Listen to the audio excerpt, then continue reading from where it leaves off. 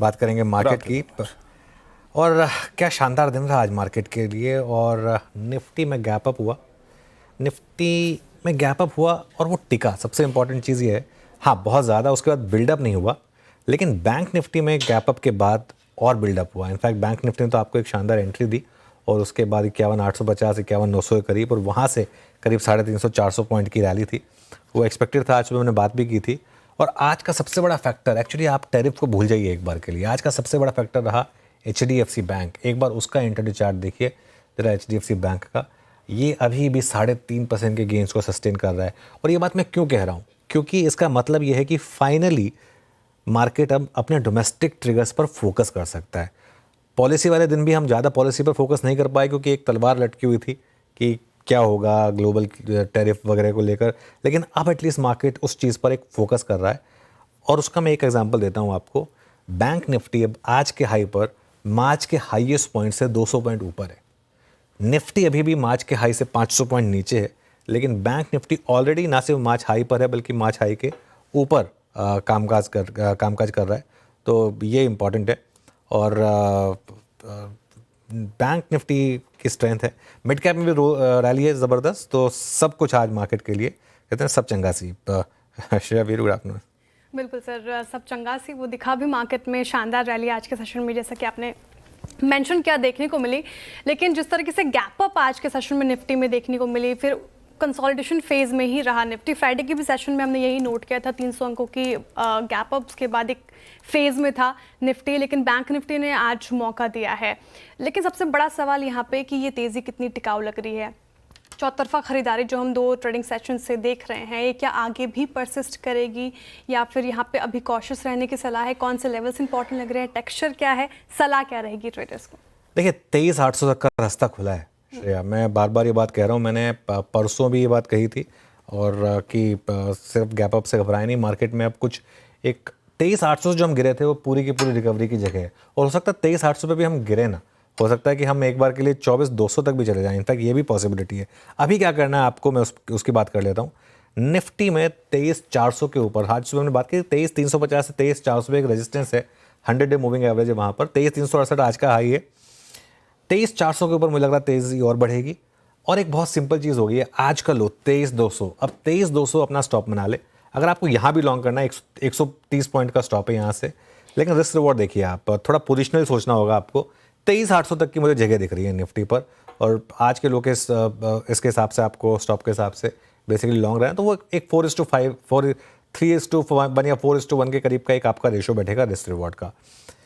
लेकिन मेरा फोकस है बैंक निफ्टी पर। अब बैंक निफ्टी में दिक्कत क्या है, बैंक निफ्टी में ट्रेड लेना थोड़ा टफ होता है, क्योंकि वीकली ऑप्शंस बंद हो चुके हैं यहाँ पर, और मंथली ऑप्शंस काफ़ी महंगे होते हैं। एट द मनी ऑप्शन भी आपको 500 रुपये का मिलता है, तो वो थोड़ा सा टफ होता है। लेकिन बैंक निफ्टी ने आज थोड़ी सी आपको एंट्री दी। अब 51,800 जो आज का लो है मोटा मोटी, उसके स्टॉप के साथ आप लॉन्ग रहें। और अगर मेरा एनालिसिस सही है तो मेरा ये मानना है कि इस स्विंग में बैंक निफ्टी शायद knew all time high hit करे। अब ध्यान रखिएगा, knew all time high bank Nifty hit करे, इसकी पॉसिबिलिटी मुझे लग रही है, क्योंकि बैंक निफ्टी के पास अब एक ट्रिगर है। वो सबसे बड़ा ट्रिगर पता है क्या है? वो ट्रिगर है एक accommodative reserve bank of India. एक रेगुलेटर जब एकोमोडेटिव हो जाए उसकी बहुत इंपॉर्टेंस होती है। और प्लस जिस तरीके के समीकरण बैठ रहे हैं डोमेस्टिक इकोनॉमी वगैरह के लेके, मुझे लग रहा है कि बैंक निफ्टी जो है काफ़ी स्ट्रेंथ में है। वीरू के पास चलते हैं। Veeru, good afternoon. Stock specific action कैसा लग रहा है? बिल्कुल अनुज, बहुत स्ट्रॉन्ग एक्शन है और गुड आफ्टरनून। मैं पहला स्टॉक मैं 2-3 स्टॉक्स निकाल के लाया हूँ यहाँ पे। जो अपने हाई को काट रहे हैं या फिर जो बेस से बाहर निकल रहे हैं। पहला स्टॉक है SRF, स्क्रीन पे रखिएगा एट 3016। क्या बेहतरीन खूबसूरत पैटर्न, जिस प्रकार के फ्लैग्स पे इस बार ब्रेकआउट विजिबल है, ऐसा ही बड़ा क्लासिकल फ्लैग ब्रेकआउट दिया था एक बार चंबल ने। आज 3015 पे ये अपने थोड़ा सा यहाँ पे टसल है, बट 13 मार्च से लेकर पूरा का पूरा 26 मार्च के बीच में ये आप समझ लीजिएगा कि करीब 70 रुपये का जोन है। ये अब उसको स्ट्राइक करता हुआ। जरा प्लीज़ डायरेक्टर साहब एक बार OI रखिएगा SRF को। अनुज, बहुत स्ट्रांगली प्लेस्ड SRF इस वक्त डे हाई पे ट्रेड करता हुआ, शानदार पैटर्न और टिपिकल फ्लैग की जो अपर एज है उसको काटने की तैयारी करता हुआ SRF। उसके बाद मैं रखूँगा एक स्टॉक दैट्स ACC, स्क्रीन पे रखिएगा। ACC आज पहली बार 4 अक्टूबर के बाद, फर्स्ट टाइम पोस्ट 4 अक्टूबर, जरा OI एडिशन देखिए 34,800, मैं अभी भी कहूँगा उतनी बहुत स्ट्रॉन्ग माइंड नहीं है, लेकिन ये अपने 100 EMA को पार कर रहा है और मोस्ट स्पेशली शुक्रवार के स्विंग हाइस को टेस्ट करता हुआ। ACC की प्लेसमेंट स्ट्रॉन्ग और ऑलमोस्ट डे हाइपर, और NBFCs में जिसे कहते हैं ना, हमें सांच को आज की ज़रूरत की है। 670 पे Shriram finance. Put writers specially 660 से नीचे के क्लस्टर के जितने भी पुट राइटर्स हैं वो काफ़ी एक्टिव हैं और स्टॉक ऑलमोस्ट हाई की ट्रैजेक्टरी मार्केट रेट करता हुआ, यानी एक केमिकल, एक सीमेंट और साथ ही साथ एक NBFC। अनुज, आज मैं शायद निफ्टी IT पे बात ना करना चाहूँ क्योंकि अभी तक तो कंट्रीब्यूट नहीं किया इसने और ये थोड़ा बहुत प्रेशर डाल रहा था। अभी अनुज, अगर बैंकों में आपने कहा बैंक निफ्टी में तेज़ी है, जब FIs जो कि 2 दिन से शॉर्ट कवर कर रहे थे, कैश में उनकी सेलिंग थी, जब वो लौटते हैं या फिर उनकी प्लेसमेंट अगर नज़र में आए, वो तो HDFC बैंक की बैठती है। बाकी दूसरे बैंक्स और कौन से हैं जिसके ज़रिए हम ये तेज़ी कह सकते हैं, या फिर सिंपली HDFC बैंक पे फोकस करें? देखिए, HDFC बैंक तो नंबर 1 रहेगा ही, और इसके लिए आज आई थिंक हमने सुबह बिग स्टॉक्स में इसको इंक्लूड किया था।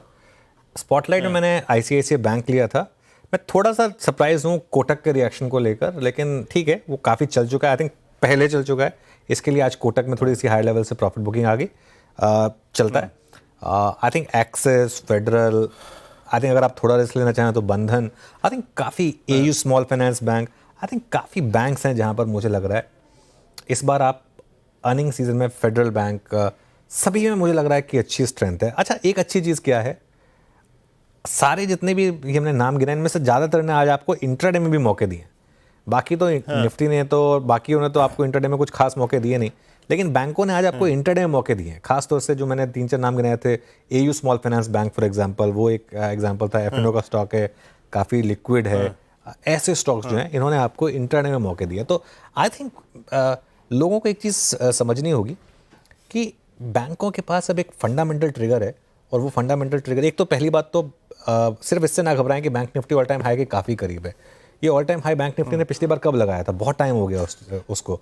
उसके बीच में बैंकों में अर्निंग्स ग्रोथ आ चुकी है, लेकिन चले नहीं, मतलब ये सितंबर 2024 का हाई था।